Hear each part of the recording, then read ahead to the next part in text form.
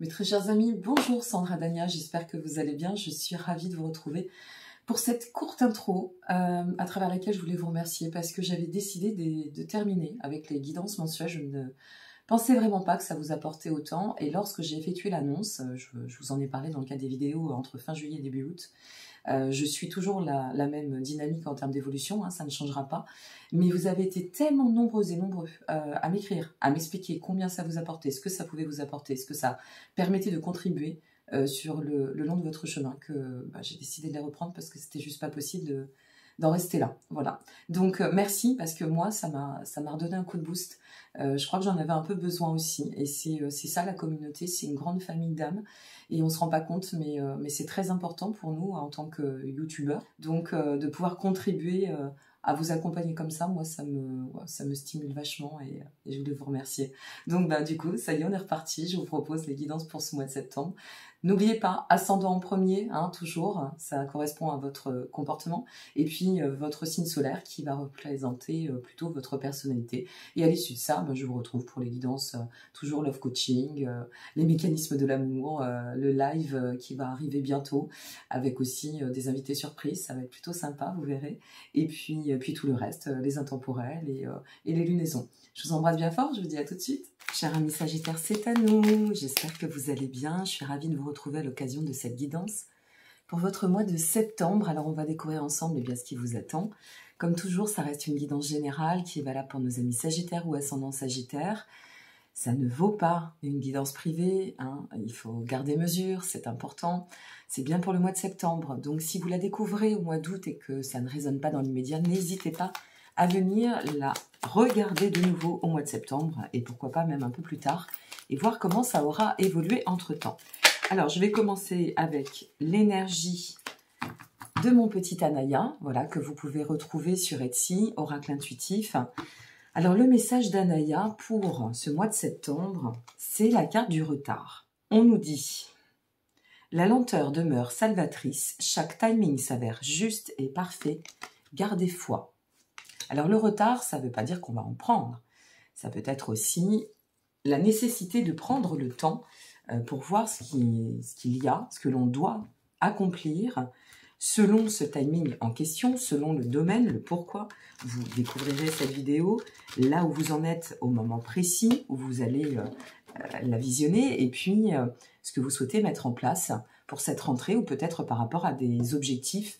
Ça peut être aussi, moi je le prends plus comme un effet de lenteur qu'un retard potentiel. Ou alors, eh bien, il est vrai qu'avec la période de Mercure rétrograde qui va s'avancer, puisqu'au moment où j'effectue cette vidéo, nous sommes dans les énergies en fait de la nouvelle lune, hein, de ce mois d'août.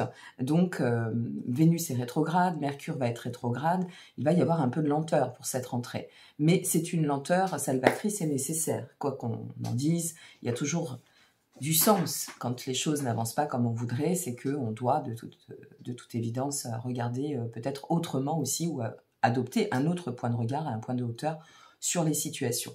Alors on va découvrir avec le tarot ce qui vous attend et puis ce mois-ci, j'ai décidé de le faire en direct. Allez, c'est parti.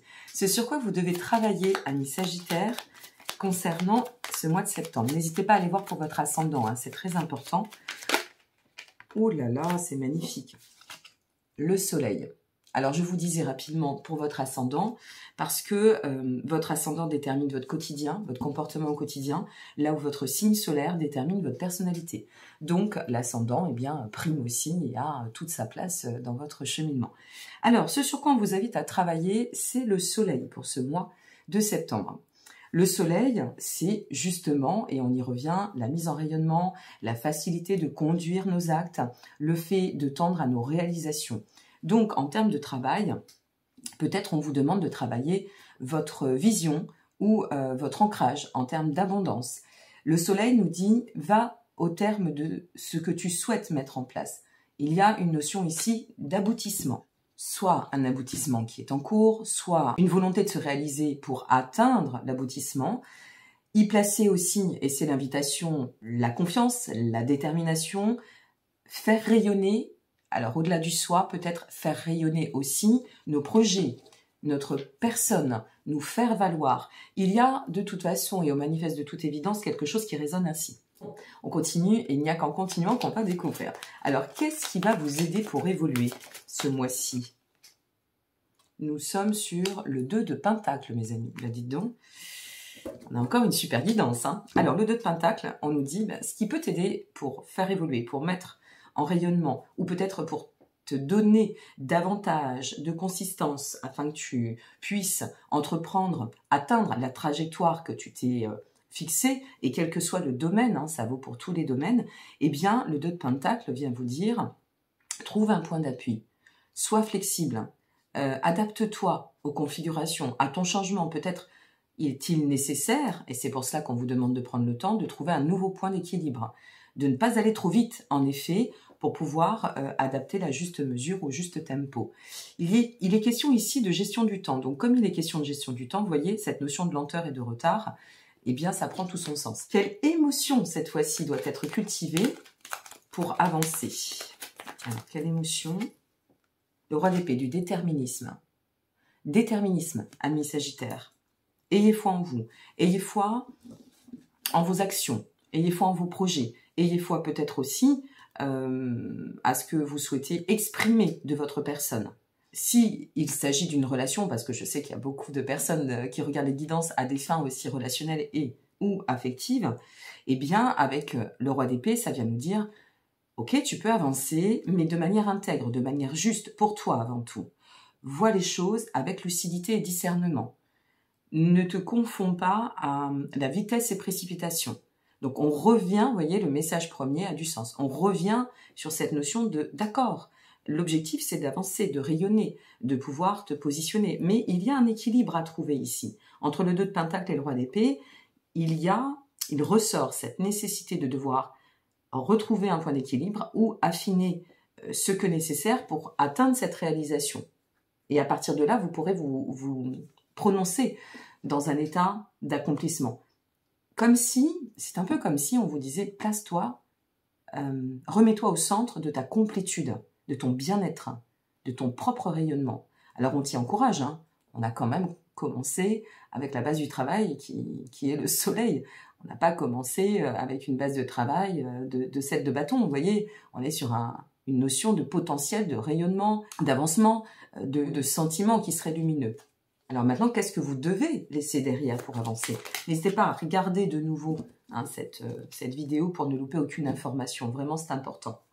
Regardez, mes amis, ce que vous devez laisser derrière pour avancer. Alors, c'est intéressant parce que ça va vraiment de pair. Hein. C'est je dirais, les antipodes entre le soleil, l'ermite. La question, c'est qu'est-ce que je dois laisser derrière pour avancer? Le blocage intérieur. On a réfléchi jusqu'à présent. Je vous donne un exemple.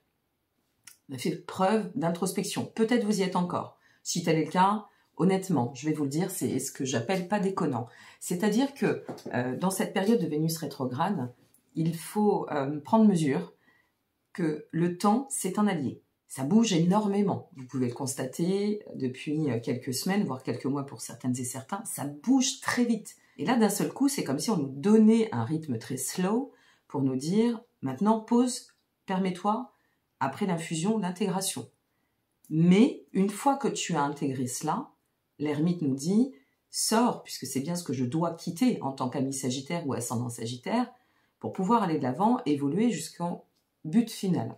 Et ici, avec l'ermite, la notion de réorienter ses pensées, mais de les placer, en fait, de l'être à la matière, j'ai l'impression qu'on vous dit, en septembre, ce sera maintenant. Cette réorientation à laquelle tu aspires, peut-être que tu attendais via cette introspection parce que c'était peut-être trouble, c'était peut-être pas au clair, il y avait aussi une nécessité de fracturer entre un ancien vous et un nouveau vous, une ancienne situation, un besoin de renouveler, c'est possible aussi, ça peut être dans le contexte amoureux, personnel, professionnel, mais quoi qu'il en advienne, même si vous souhaitiez, à l'inverse, aussi, vous réengager ou vous engager dans une dynamique, on vous dit d'accord, mais sur ce mois de septembre, par contre, prends mesure parce que il faut que tu comprennes que ce partenariat, cette collaboration, cet investissement sur le temps doit se voir fertile. C'est ce qu'on vous invite à prononcer, à acter sur ce mois de septembre pour aller d'autant de l'avant. Super. Quelle est l'étape maintenant pour commencer à cheminer vers votre but? Mais dis donc, ça a envie de vous parler. Hein. le roi de coupe, on a 2 rois. Ça avance en puissance, hein, mes amis, au niveau de l'énergie. Roi de coupe, ça vient nous dire, bon, alors, une fois que tu auras effectué ce cheminement, tu seras en maîtrise. Tu auras réussi à faire vœu de lucidité pour voir les choses telles qu'elles sont. C'était l'invitation hein, tout à l'heure. Donc, tu vas pouvoir t'élancer.